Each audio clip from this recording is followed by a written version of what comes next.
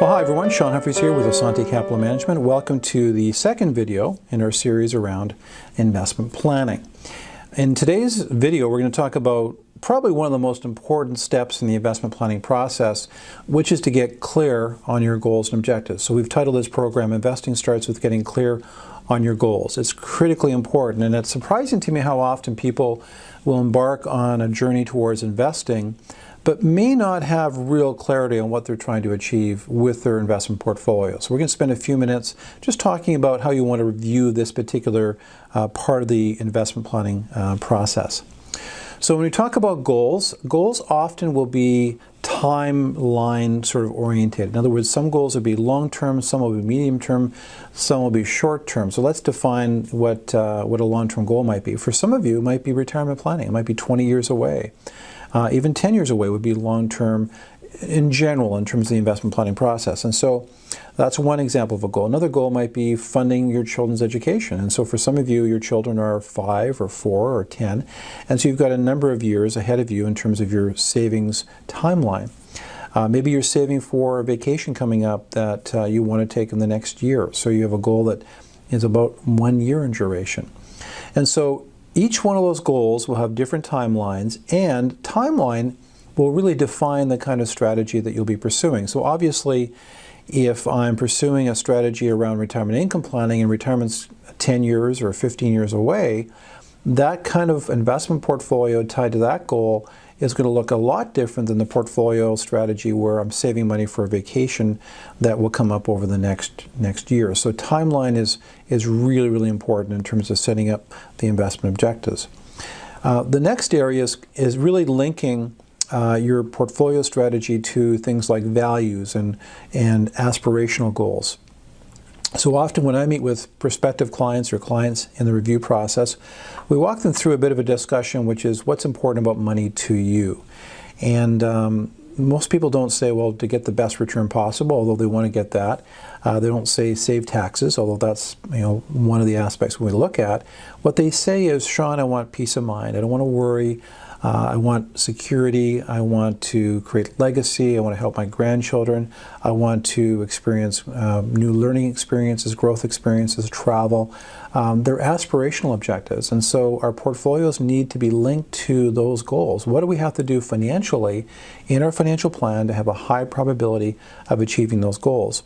Now, the other goals that come up would be milestones. And you see these little boxes are milestones. And those would be things like specific timelines, specific dollar amounts.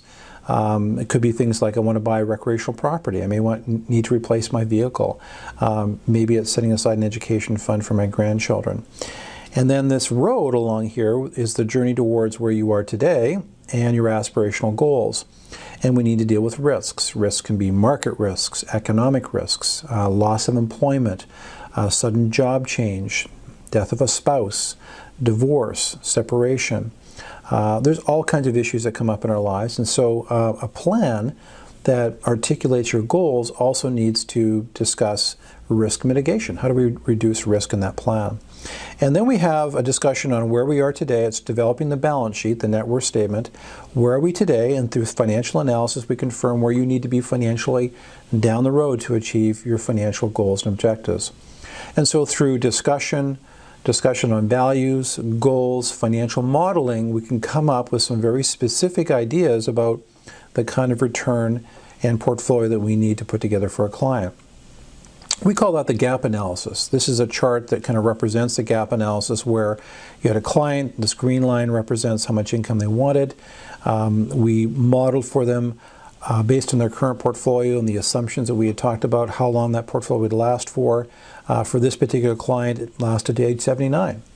That wasn't a great outcome for them. They wanted the portfolio to last longer. And through additional discussions and talking about strategies, we were able to close the gap in their planning. And so the whole idea behind financial modeling and planning is to understand the goals, understand the current financial reality, model out what that reality will look at like down the road, and then adjust and fine-tune as required. And when you do that, you really confirm what is the number you need to achieve on the various investment priorities that you have.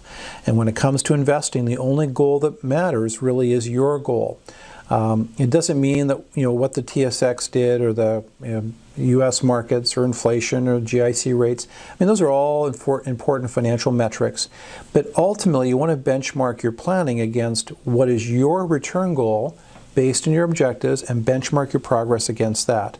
Again, it doesn't mean that you don't keep an eye on what other benchmarks are doing and compare your portfolio to those benchmarks. But ultimately, this is the most important metric for you.